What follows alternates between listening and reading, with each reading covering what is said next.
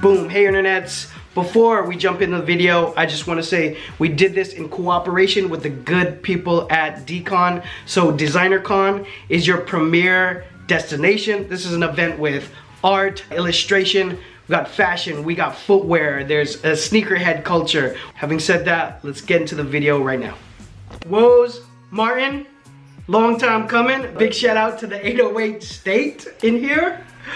First of all, for my channel, I go way back with this cat. We were just talking about how I recall meeting him at an art show that I did back in Hawaii, and I had met him there. We were both artists at that show. A big shout out to Information. It was an information event. I actually flew out to Hawaii for that. And this cat is a super talented illustrator, muralist, or graffiti artist. He's a character designer. He's a musician. He's a hip hop artist. Woes, if you're introducing yourself to someone, like, what do you say that you do? I'm just a creative, man. I like to create stuff, you know, across the board. And of course, I'm hip hop based because that's been my life, you know. So just a creative that likes to do fun stuff and doesn't want to grow up. You know what I mean? Shoot, I feel like I'm living a pretty good life in terms of like what I wanted to do, but a lot of times I'm seeing what you're doing on your feed and I'm like, damn, like Aaron's killing it. Like he's like really man, hype, you're king, bro. You're king, man.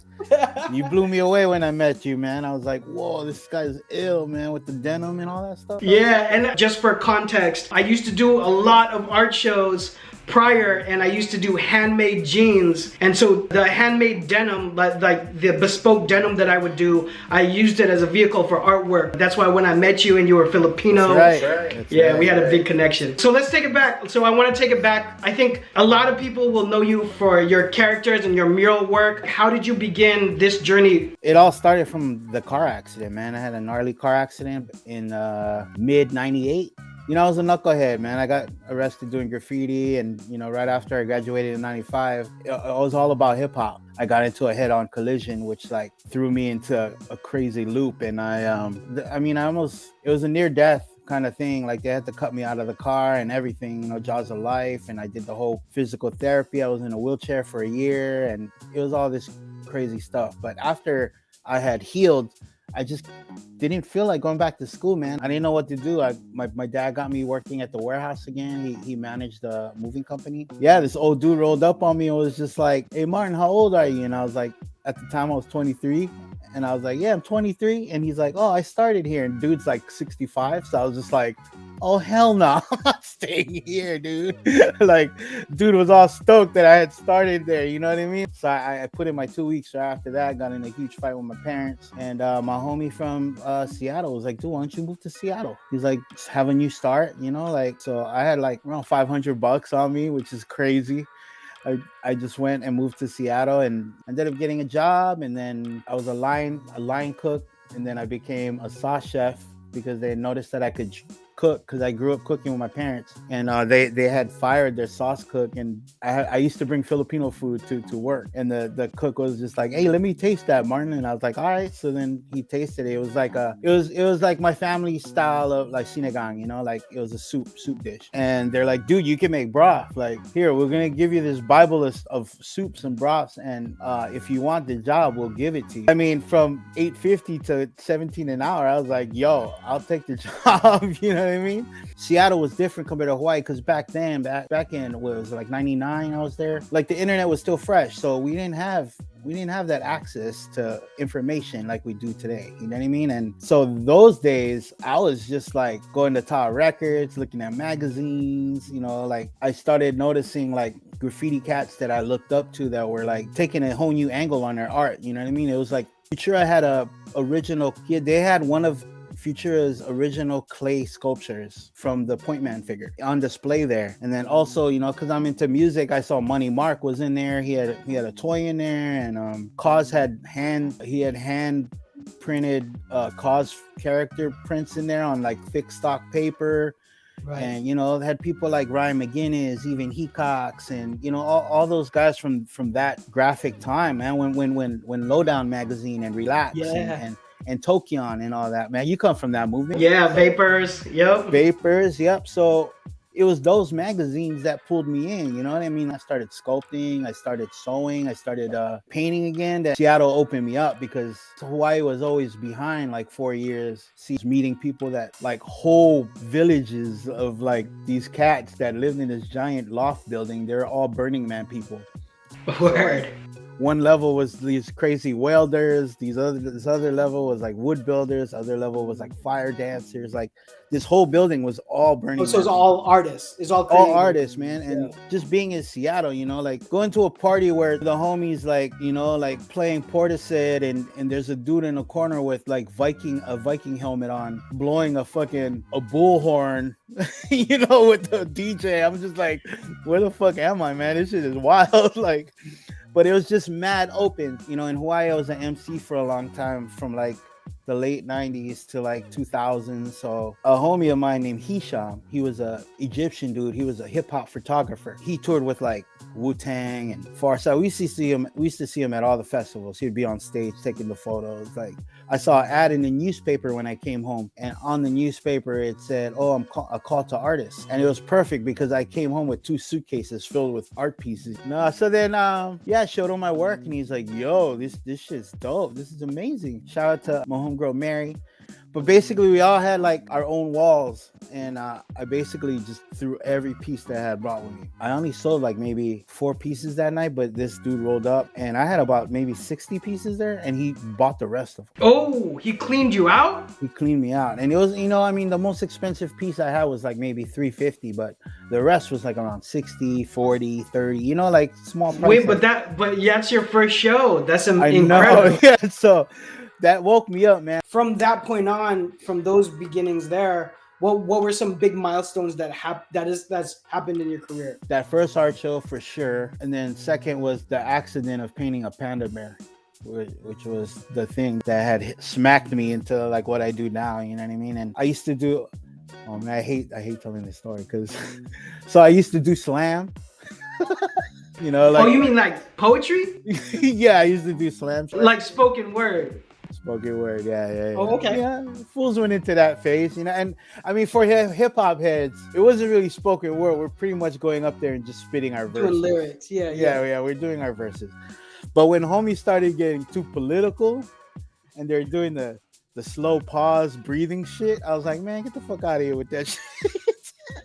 You know, the rain and sun and nah. I'm like, dude, man, shut up, bro. Oh, you're killing me. So when it got to that, my homie was just like, "Hey, would you do live painting at our event?" And I'm like, "Oh, fuck yeah, I do live painting. I never did it before, but I'm down." So once a month they would have the championship for their slam night, and that one night, once a month, I would go and paint, and you know there'd be like 200 people there. So when the poets aren't on stage rocking, I was on the side painting live, and you know I was still rusty at like using brushes and shit. I mainly used to use markers, you know, and sponge brushes. My homie that had most of my paint, he didn't end up showing up. I'm sitting there like, holy shit, I don't have enough paint to paint a grizzly bear. So I'm staring at it and I'm like, black and white. Oh shit, I think I'm gonna turn him into a panda bear. Like that's all I could do for me, you know what I mean? So I ended up painting a panda bear, and it tripped people out because it was angry, man. It was a snarling, growling grizzly bear. So but it wasn't, it was a panda bear. yeah, it wasn't a grizzly bear. That's crazy. I've never heard that story. So but obviously, I mean, like, because I feel iconically that's how I know it's your work when I see it. But like, obviously, it made a big impact. So then, you kept moving with it. Yeah, because once a month, this well-known dude actually is like I think he's like a lawyer or whatever. But he came up to me and he's like, "Hey, what are you gonna do with that?" And I was like, "I don't know, hang it in my garage, or I don't know, give it to a homie." He goes, "I'll buy it off you for $300. So then in my head, I'm like, damn, $300? That's a lot. You know, I only been painting for an hour. That's amazing.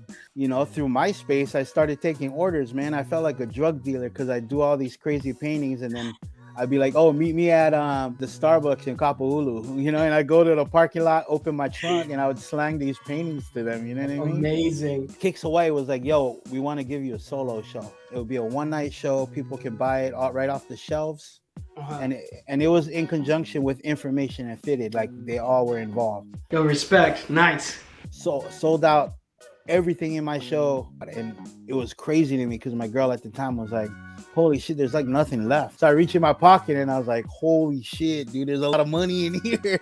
And it must have been like maybe like $2,000, but for me, that first time, it was like a first time for me to do something like that, you know? I mean, that's a lot of validation, I feel like, for an artist. So in the span of painting like the Angry Panda, what are the biggest highlights that you've had painting that and doing commissions with that? For me, it's to travel. Once I started figuring out, and I figured out that math equation where, holy these things could take me around the world, you know what I mean? So I manned up and was like, fuck it, dude, if I'm gonna be at the forefront of making these pandas survive, because at the time I was just like, man, there's only 1,000 in the wild, man, I'm gonna place this all over the world. So then when I started like traveling and going everywhere, I'm like, I'm gonna leave a panda everywhere I go.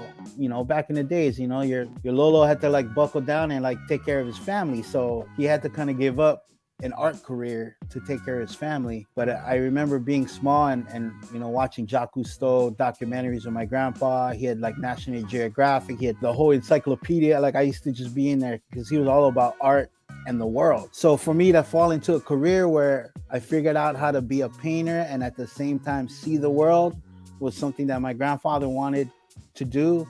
Like I felt like I took up the torch and was like, yo, Gramps, you know, I got you. That's dope. What an enduring story. You're a musician. I think you're a visionary in terms of the way you execute a lot of your artistic concepts.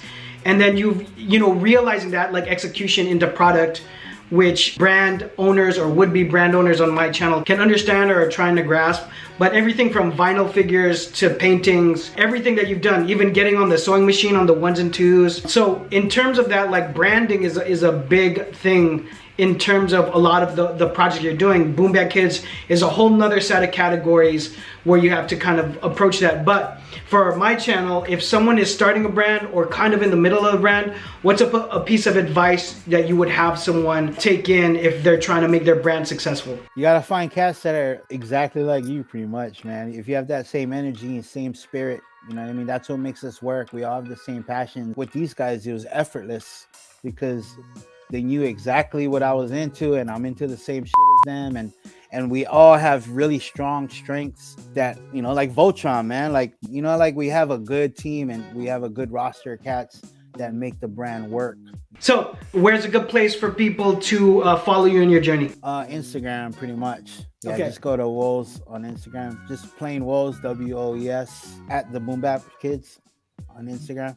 Yeah, so obviously, guys, I highly encourage you to follow everything Woes is doing. Also, Boom Bap Kids as a separate entity, and everyone involved with the Boom Bap Kids. We're gonna have all of those down in the description below, all of those links. Guys, thank you for watching, and we'll see you guys on the next one. Mahalo.